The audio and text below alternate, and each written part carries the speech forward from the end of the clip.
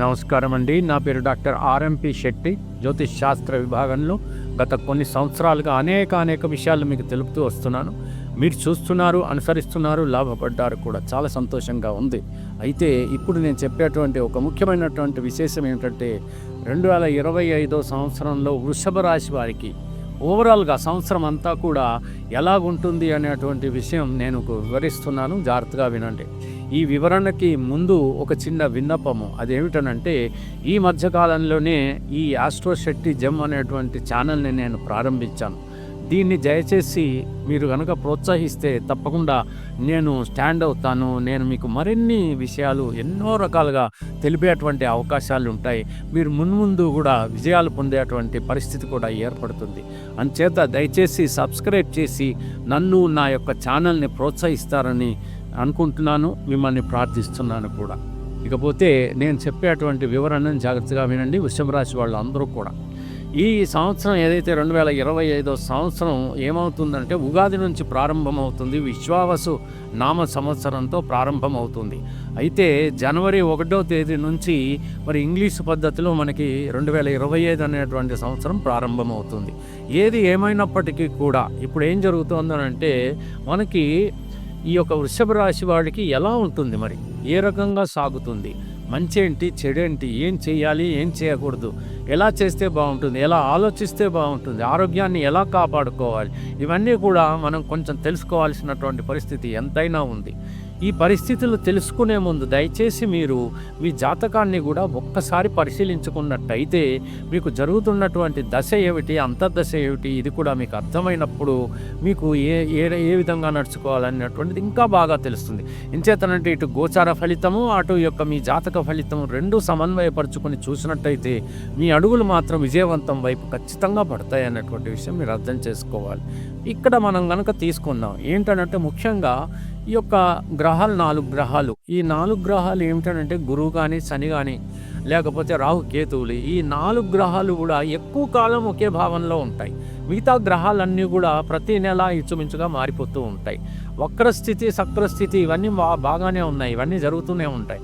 కానీ ఆకాశంలో నిజంగా వక్రం ఉందా అంటే లేదు. కానీ జాతకరీత్యా, జ్యోతిష్ శాస్త్రరీత్యా మాత్రం ఇలాంటివన్నీ ఉన్నాయి. ఈ విషయాలన్నీ మనకు తెలుసు, వింటూనే ఉన్నాం. అయితే ఇప్పుడు మనం ముఖ్యంగా ఈ యొక్క గురువు అనేటువంటి గ్రహము ఎక్కడ ఉంటాడు, ఏం చేస్తుంటాడు అన్నటువంటి విషయం మనం అర్థం చేసుకోవాలి. ఇక్కడ ఏం జరుగుతుందంటే శనైశ్వరుడు మాత్రం 29వ తేదీ మార్చి 2025 రోజున కుంభరాశిలో ఉన్నటువంటి వాళ్ళు 2.5 సంవత్సరాల నుంచి మీనరాశిలోకి వెళ్ళిపోతాడు. మీనరాశికి వెళ్ళినప్పుడు మరి ఆయన అదేమవుతుంది, జలరాశి అవుతుంది. ఈ మీనరాశి తనకు శత్రుక్షేత్రం అవుతుంది. ఈ యొక్క శనైశ్వరుడు అక్కడికి చేరింది ఎందుకు అంటే ముఖ్యంగా ఏంటంటే ఒక రాశి చక్రంలో ఆరంభం అనేటువంటిది మేషరాశి, అంతం అనేటువంటిది మీనరాశి. అంటే ఆరంభం అంటే మొదలయ్యేటువంటిది మేషరాశి, అది అంతమైపోయేది అంటే అయిపోయేది. ఏదైనా మోక్షం అనేటువంటి స్థలం ఏదైనా ఉంది అని అంటే అది జలరాశి అయినటువంటి మీనరాశి అవుతుంది. ఇకపోతే శనైశ్వరుడికి ఇది శత్రుక్షేత్రం. ఎందుకంటే ఈ మీనరాశి అనేటువంటి గురువునకు సంబంధించి, గురువు తర్వాత ఈ యొక్క శనైశ్వరుడు ఇద్దరు కూడా మనం శత్రువులుగానే భావించుకోవచ్చు. ఈ ఇద్దరు కలిసి ఒక భావంలో ఉన్నటువంటి పరిస్థితుల్లో ఎన్నో సమస్యలకు గురి అవుతూ ఉంటారు ఏ జాతకుడు అయినప్పటికీ కూడా. అయితే శనైశ్వరుడు దేనికి కారకుడు అని అంటే కేవలము ఒక క్రమశిక్షణకి కారకుడు. గురువు దేనికి కారకుడు అంటే జ్ఞానానికి కారకుడు. ఈ క్రమశిక్షణకి కారకుడైనటువంటి శనైశ్వరుడు మిమ్మల్ని శిక్షించో లేకపోతే భయపెట్టో బాధపెట్టో ఏదో రకంగా మిమ్మల్ని తీర్చిదిద్దుతాడు. అదే గురువు తీసుకుంటే కనుక మీకు జ్ఞానోదయం కలిగేలా అతను చేస్తాడు. ఈ రకంగా ఉన్నటువంటి పరిస్థితి. మరి ఈ గురువు ఎక్కడున్నాడు ఇంతకాలంగా? వృషభ రాశిలో ఉండి మిథున రాశిలోకి వెళ్ళిపోతాడు. ఈ మిథున రాశిలోకి ఎప్పుడు వెళ్ళిపోతాడు? 14వ తేదీ మే 2025 వెళ్ళిపోతాడు. ఇక రాహుకేతులు కనుక వీళ్ళ విషయం కనుక తీసుకున్నట్టయితే 18వ తేదీ 18 మే 2025 ఈ యొక్క కుంభరాశిలోకి రాహువు, తర్వాత సింహరాశిలోకి కేతు వెళ్ళిపోవడం అనేటువంటిది జరుగుతుంది. అయితే గురువు మిథున రాశి నుండి కర్కాటక రాశిలోకి రావటం, ఆ కర్కాటక రాశి నుంచి మళ్ళీ మిథున రాశిలోకి వెళ్ళటం కూడా ఈ 2025 సంవత్సరంలో జరగనుంది. అటువంటి పరిస్థితిలో గురువుకి ఒక దృష్టి అనేటువంటిది ఉంది. ఈ గురువు మరి ఈ యొక్క వృషభ రాశిలో గురువు ఎక్కడుంటాడో అప్పుడు మిథున రాశిలో ఉన్నప్పుడు ఏ క్షేత్రాలను చూస్తాడో అవి క్షేమంగా ఉంటాయి. అవి ఏ క్షేత్రాలు ఏమిటి దేనికి కారణం అని అంటే షష్టమము, అష్టమము, దశమము. షష్టమం అంటే శత్రురోగ రుణక్షేత్రము, అష్టమం అంటే ఆయువు అనుకోండి, లేకపోతే ఆరోగ్యం విషయంలో అనుకోండి, దశమం అంటే వృత్తి స్థానము. ఈ మూడు కూడా క్షేమకరంగానే ఉంటాయి, ఎటువంటి బాధ పెట్టేటువంటి పరిస్థితులు ఉండవు. మిగతా గ్రహాలన్నీ కూడా వాళ్ళ గోచార రీత్యా మీకు ఫలాలను మాత్రం అందజేస్తాయి. కాబట్టి ఈ యొక్క వృషభ రాశి వారికి మరి ఎలా ఉందయ్యా అని అంటే ఖచ్చితంగా బాగానే ఉంటుంది. ఒక్కొక్కప్పుడు చిన్న ఎగుడు దిగుడుగా ఉంటుంది. కానీ కర్మస్థానంలో వృత్తిరీత్యా మాత్రం ఎవరికైనప్పటికీ కూడా ప్రొఫెషన్ రంగంలో ఉండనివ్వండి, లేకపోతే సామాన్యులు కానివ్వండి, ఏ వృత్తుల్లో ఉండండి, అన్ని వృత్తులలో కూడా మీకు ఖచ్చితంగా అభివృద్ధి అనేటువంటిది కనబడుతుంది. ప్రభుత్వ రంగాల్లో ఉన్న వాళ్ళకి కూడా అభివృద్ధి కనబడుతుంది, కావలసినటువంటి ధనం కూడా చేకూరుతుంది అనే విషయం మీరు అర్థం చేసుకోవాలి. ఆరోగ్యం కూడా బాగానే ఉంటుంది. శత్రురోగ రుణాలు అంటే మీకు ఎటువంటి డిసీజెస్ వచ్చినా ఇమ్మీడియట్లీ తక్కువ అయ్యేటువంటి అవకాశం కూడా ఉంటుంది. మరో విషయం ఏంటంటే ఏవైనా రుణాలు ఇంతకాలంగా ఉన్నాయనుకోండి, అవి తీర్చనేటువంటి పరిస్థితులు కూడా మీకు ఏర్పడతాయి.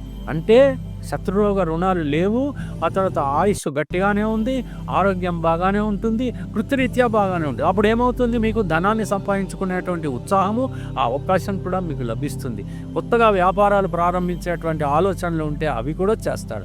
ఏదైనా విదేశాలకు వెళ్ళాలనో, లేకపోతే ఇంకా పై చదువులు చదువుకోవాలనో, ఏదైనా ఉద్యోగాలు లేక తల్లడిల్లుతుంటే ఇంతకాలంగా ఉద్యోగాలు దొరికేటువంటి అవకాశం కానీ, వివాహాలకి అటువంటి అనుగుణమైనటువంటి పరిస్థితులు ఏర్పడటం కానీ, ఇవన్నీ కూడా జరుగుతాయన్నటువంటి విషయం మీరు అర్థం చేసుకుంటే సరిపోతుంది. ఏది ఏమైనప్పటికీ కూడా ఇక ఆదాయము, వ్యయము, రాజపూజ్యం, అవమానం ఒక్కసారి పంచాంగరీత్యా మనం కనుక అర్థం చేసుకుంటే దాని ప్రకారంగా మీరు నడుచుకునేటువంటి పరిస్థితి ఏర్పడుతుంది. ఆదాయం కనుక తీసుకుంటే 2 అనే ఉంది, మళ్ళీ వ్యయం కనుక తీసుకుంటే 5 అనండి. అప్పుడు ఏమవుతుందనంటే కొంచెం ఎక్కువగా కష్టపడి వస్తుంది. ఎందుకంటే అప్పుడు ఆదాయం 2ని పెంచుకోవాలి. ఎంచేతంటే భగవంతుడు ఇచ్చేటువంటి ఆదాయం మీకు 2 అయితే మీరు ఇంకా ఎక్కువ శ్రమ పడితే ఖచ్చితంగా 5 వరకు కూడా మీరు వెళ్ళచ్చు. అప్పుడు 5 వ్యయమైనప్పుడు మీకు ఎటువంటి బాధ ఉండవు. లేకపోతే రుణం కొత్తగా తీసుకోవాల్సి వస్తుంది. రుణాలు మీకు దొరుకుతాయి, కానీ ఎందుకంటే శత్రురోగ రుణక్షేత్రాన్ని ఎప్పుడైతే గురువు చూస్తున్నాడో రుణం విముక్తి కలుగుతుంది, రుణాలు దొరికేటువంటి అవకాశం కూడా కలుగుతుంది. కాబట్టి రుణాలు తీసుకోకుండా సాధ్యమైనంత వరకు కొంచెం ఎక్కువగా తెలివిగా కష్టపడి ఆ 5 వరకు సంపాదించుకుంటే వ్యయం 5 అయిపోతే తప్పకుండా ఏ రకంగా బాధపడేటువంటి అవకాశాలు ఉండవు. ఇక రాజపూజ్యం 2, అవమానం 3. ఇంచుమించుగా ఏంటంటే కొంచెం ధర్మరీతిన మనము ఒక పరిస్థితుల్లో మనగా నడుచుకున్నట్టయితే అవమానం అనేటువంటిది ఎందుకు కలుగుతుంది? నిజాయితీగా బ్రతికిన వాడికి అవమానం ఏం కలుగుతుంది? కలగదు. అన్యాయం చేసిన వాడికి, అధర్మంగా ప్రవర్తించిన వాడికి, అబద్ధం మాట్లాడిన వాడికి ఏదైనా బాధగానే ఉంటుంది. వాడిని ఎవరైనా ఈ రోజు కాకపోతే రేపు కాకపోతే ఎల్లుండి ప్రజలు గుర్తించి అవమానం పాలు చేస్తారు. అయితే రాజపూజ్యం 2, అవమానం 3 అంటే ఒక పాలు అవమానం ఎక్కువగా ఉంది. కాబట్టి సాధ్యమైనంత వరకు జాగ్రత్తగా ఉండడానికి ప్రయత్నించండి. అయితే ముఖ్యంగా ఇక్కడ మనం ఇంకొక విషయం తెలుసుకోవాల్సింది ఏంటంటే రాహుకేతువుల విషయంలో. ఈ రాహు ఎక్కడ ఉంటున్నాడు? మనకి ఖచ్చితంగా ఇతను 10వ స్థానంలో ఉంటున్నాడు. కానీ చాలా మొండిగా జాగ్రత్తగా మన వృత్తి నిర్వర్తించాల్సిందే. ఎందుకంటే రాహు మీకు ఉత్సాహం అనేటువంటి చాలా ఎక్కువగా కలుగజేస్తాడు. శనైశ్వరుడు ఉన్నట్టే రాహు ఉంటున్నాడు. కేంద్ర స్థానం అది, అంటే వృత్తి స్థానం కేంద్ర స్థానం అవుతుంది. కాబట్టి గోచార రీత్యా మీరు ఖచ్చితంగా బాగా ఏదైనా ఓవర్సీస్కి సంబంధించింది కానీ, డాక్టర్స్ కానీ, ఈ ప్రొఫెషన్ రంగంలో ఉన్నటువంటి వాళ్ళకి కానీ, ముఖ్యంగా సర్జన్స్ కానీ, సామాన్య కర్షకులకు కానీ, ఎవరికైనప్పటికీ కూడా మీరు కొంచెం ఉత్సాహంగా పనిచేసేటువంటి అవకాశం మీకు రాహు వల్ల లభిస్తుంది. కేతు చతుర్థంలో ఉన్నాడు అంటే న్యాయంగా ఏదైనా ఇల్లును నడుపుకునేటువంటి పరిస్థితి ఏర్పడుతుంది. రాహు అనేటువంటి వాడు ఏమిటంటే కఠిన వైఖరిని ప్రదర్శిస్తాడు. అంటే వృత్తిలో చాలా స్ట్రిక్ట్గా, చాలా దృఢంగా, ధైర్యంగా మీరు నిర్వర్తించడం అన్నమాట. చతుర్థంలో కేతు అంటే ఈజ్ ఎ ఫిలాసఫికల్ లార్డ్, అంటే వేదాంతము ఆ సిద్ధాంతపరంగా ఆయన కేతు అనేటువంటి వాడు ప్రవర్తిస్తాడు. కాబట్టి ఇల్లును మీరు చాలా జాగ్రత్తగా భక్తితో శ్రద్ధతో నిర్వర్తించేటువంటి పరిస్థితి అని మనం అర్థం చేసుకోవాలి. ఏది ఏమైనప్పటికీ కూడా వృషభ రాశి వాళ్ళకి పెద్దగా నిరుత్సాహం కలిగేటువంటి పరిస్థితి 2025 సంవత్సరంలో లేదు. కాబట్టి మీరు ఒక్క పని చేయండి. ఏమిటది?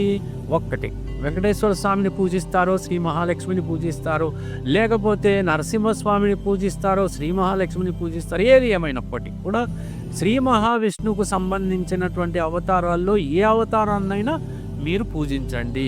Shri Mahalakshmi common to every అవతారం, అన్ని అవతారాలకి శ్రీ మహాలక్ష్మి కామన్ కాబట్టి శ్రీ మహాలక్ష్మిని కూడా పూజించండి. ఎలా పూజించాలి? అష్టోత్తరాలు చదివో లేకపోతే వినో, ఏదో రకంగా మనకి ఈ రోజున ప్రతి మొబైల్లోనూ ఇంటర్నెట్ ఉంటుంది. కాబట్టి మీరు ఈ అష్టోత్తరాలు మీరు వినేటువంటి అవకాశాలు మీకు కలిగినాయి. కాబట్టి కొంచెం 5 నిమిషాలు అలా కూర్చుని మీరు విన్నట్టయితే తప్పకుండా ఆ భక్తి తరంగాలలో నుంచి మీకు ఒక మంచి ఆరా అనేటువంటిది ఏర్పడుతుంది సైంటిఫిక్గా. అప్పుడు మీరు ఎంత ఉత్సాహం పొందుతారో, ఎంత ముందడుగులు వేస్తారో మీరే ఆలోచించుకోండి. ఆ తర్వాత కాస్తో కూస్తో మీరు సంపాదించిన దాంట్లో ఒక 10 రూపాయలు దాన ధర్మం చేసినట్టయితే అన్ని గ్రహాలు కూడా శాంతిస్తాయనేటువంటి విషయం మీరు అర్థం చేసుకుంటే సరిపోతుంది.